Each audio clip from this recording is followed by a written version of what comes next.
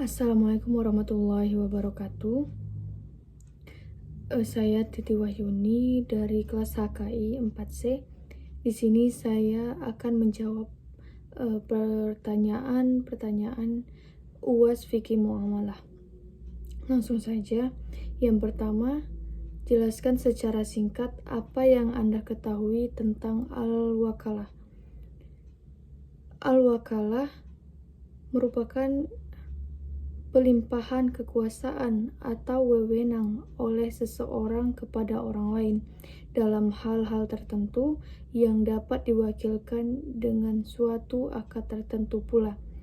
Pelimpahan kekuasaan tersebut dilakukan oleh pihak pertama kepada orang lain sebagai pihak kedua dalam melakukan sesuatu berdasarkan kuasa atau wewenang yang diberikan oleh pihak pertama, akan tetapi apabila kuasa itu telah dilaksanakan sesuai dengan syarat yang telah ditentukan, maka semua risiko dan tanggung jawab sepenuhnya kembali menjadi pihak pertama dan atau pemberi kuasa.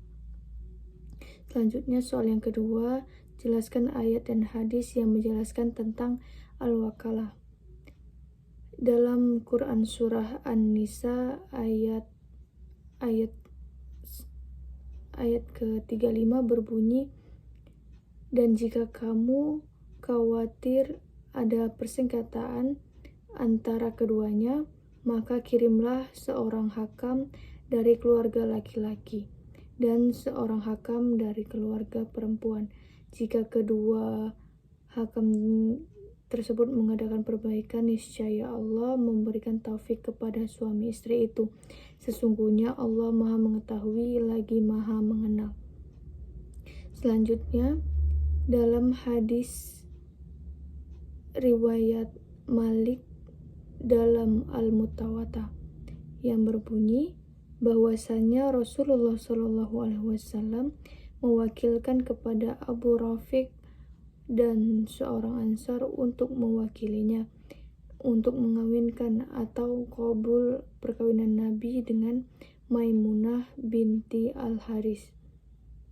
Dapat disimpulkan bahwa dari dalil dan hadis yang telah disebutkan bahwa dalam hal muamalah dapat dilakukan perwakilan dalam bertransaksi.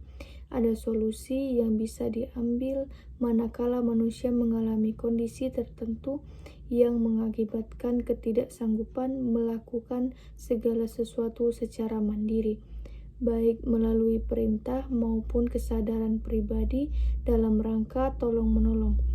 Dengan demikian, seseorang dapat mengakses atau melakukan transaksi melalui jalan wakalah. Selanjutnya, soal nomor 3, apa saja yang menjadi rukun dan syarat al-wakalah? Yang pertama, rukun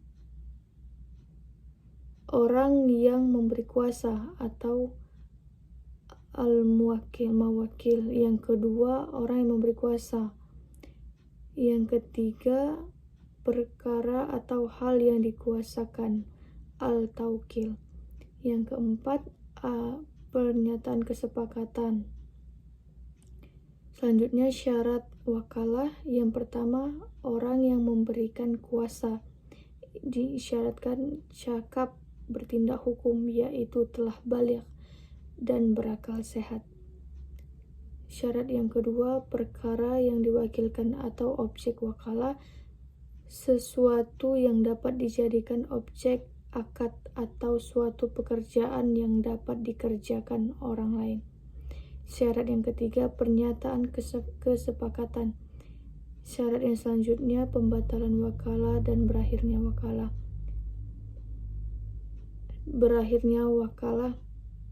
Syaratnya, matinya salah seorang syahidul akad, dihentikannya aktivitas pekerjaan dimaksud kedua belah pihak. Selanjutnya, penerimaan kuasa mengundurkan diri dengan sepengetahuan pemberi kuasa. Yang ketiga, gugurnya hak pemilihan atas barang pemberi kuasa. Soal selanjutnya, bagaimana praktek dan pelaksanaan dalam al-wakalah dalam perekonomian Islam. Sebagai contoh, saya mengambil bagaimana cara pelaksanaan wakalah pada bank syariah. Yang pertama, jasa transfer. Yang kedua, collection atau inkasso. Yang ketiga, penitipan. Yang keempat, letter of credit.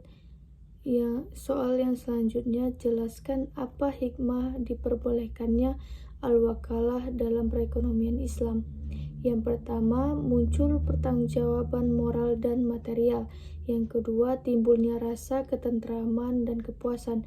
Yang ketiga, terhindar dari perselisihan. Yang keempat, terhindar dari kepemilikan harta secara dan status kepemilikan harta menjadi jelas, serta adanya ikatan yang kuat atau lebih dalam bertransaksi.